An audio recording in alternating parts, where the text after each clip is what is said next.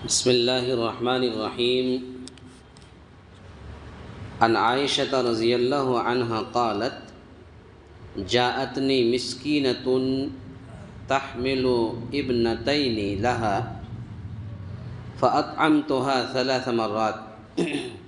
فأعطت كل واحدة منهما تمرة ورفعت إلى فيها تمرة لتأكلها فاستطعمتها ابنتها فشقت التمرة التي كانت تريد أن تأكلها بينهما فأعجبني شأنها فذكرت الذي صنعت لرسول الله صلى الله عليه وسلم فقال إن الله قد أوجب لها بها الجنة أو أعتقها بها من النار رواه مسلم۔ حضرت عائشہ رضی اللہ عنہا بیان فرماتی ہے کہ میرے پاس ایک مسکین عورت اپنی 2 بیٹیاں اٹھائے ہوئے آئی۔ میں نے اسے کھانے کے لیے 3 کھجوریں دیں، بس اس نے 2 کھجوریں تو اپنی 2 بیٹیوں کو دے دی اور 1 کھجور اس نے کھانے کے لیے اپنے منہ کی طرف بڑھائی کہ وہ بھی اس سے اس کی بیٹیوں نے کھانے کے لیے مانگ لی۔ چنانچہ اس نے وہ کھجور بھی جسے وہ خود کھانا چاہتی تھی اس کے 2 حصے کر کے اپنی دونوں بیٹیوں میں تقسیم کر دی۔ مجھے اس کی یہ بات بڑی اچھی لگی۔ میں نے اس واقعے کا ذکر رسول اللہ صلی اللہ علیہ وسلم سے کیا تو آپ نے فرمایا کہ اللہ تعالیٰ نے اس عمل کی وجہ سے اس کے لیے جنت واجب فرما دی ہے، یا یہ فرمایا کہ اس کی وجہ سے اسے جہنم کی آگ سے آزاد کر دیا ہے۔ اس حدیث کو امام مسلم رحمۃ اللہ علیہ نے اپنی حدیث کے اندر نقل کیا ہے۔ اس حدیث کا مطلب ہے کہ اس میں لڑکیوں کی پرورش کی فضیلت کا بیان ہے۔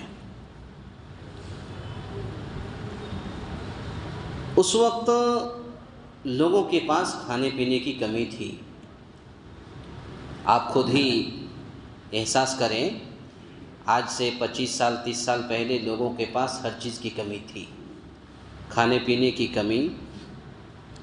کپڑا لتا کی کمی، ہر چیز کی کمی تھی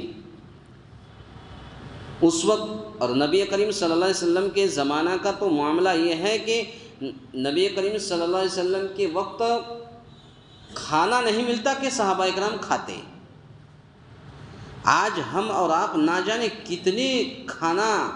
ویسٹ کرتے ہیں، برباد کرتے ہیں، جو باہر پھینک دیتے ہیں۔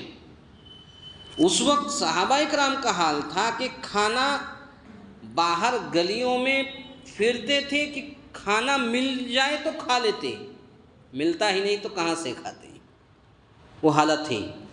تو اس میں اس حدیث کے اندر لڑکیوں کی پرورش کی فضیلت کے علاوہ اس بات کا بھی بیان ہے کہ اگر عورت کو اپنے خاوند کی طرف سے صدقہ و خیرات کی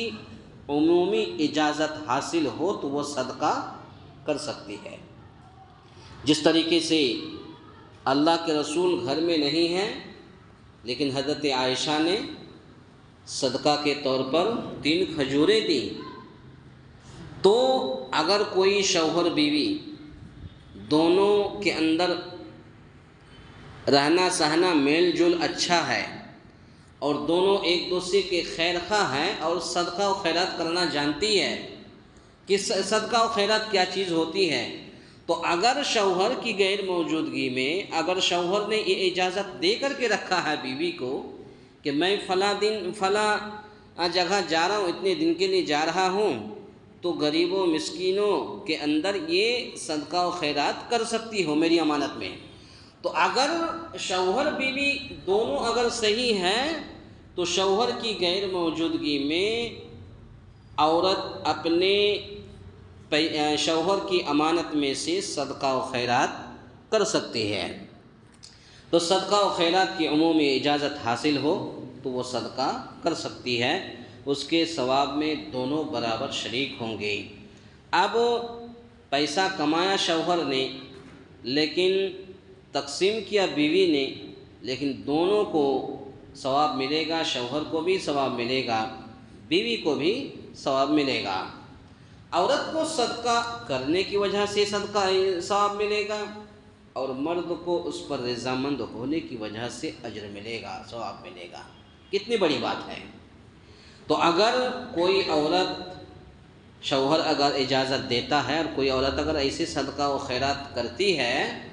پیٹھ پیچھے کہ دائیں ہاتھ نے کیا دیا، بائیں ہاتھ کو اگر معلوم نہیں، چھپ چھپا کے اگر وہ صدقہ و خیرات کرتی رہتی ہے، تو ایک تو دونوں کو ثواب ملے گا، دوسری بات یہ ہے کہ ایسے گھروں کے اندر اللہ تعالیٰ کی رحمتیں برکتیں نازل ہوتی ہیں، اللہ تعالیٰ کی رحمتیں برکتیں نازل ہوتی ہیں۔ پتہ یہ چلا، حدیث کا خلاصہ کلام یہی ہے کہ اللہ کے نبی صلی اللہ علیہ وسلم گھر میں نہیں تھے، حضرت عائشہ نے ایک عورت اپنی دو بیٹیوں کے ساتھ آئی، تو حضرت عائشہ نے اس کو 3 کھجوریں دیں، 2 کھجوریں دونوں بیٹیوں کے دے دی، اور 1 کھجور خود کھا رہی تھی، لیکن وہ کھجور بھی مانگ لی بیٹیوں نے، تو اس کھجور کو بھی 2 ٹکڑا کر کے 2 بیٹیوں کو دے دیا۔ تو اس سے صدقہ و خیرات کی فضیلت اور لڑکیوں کی پرورش کی فضیلت کا بیان ہے۔ اللہ تعالیٰ سے دعا ہے، یا الہ العالمین ہم تمام مسلمانوں کو کہنے سننے سے زیادہ نیک عمل کرنے کی توفیق عطا فرمائے۔ آمین۔ اقول قولی ھذا استغفر اللہ لی ولکم ولسائر المسلمین واستغفروہ انہ هو الغفور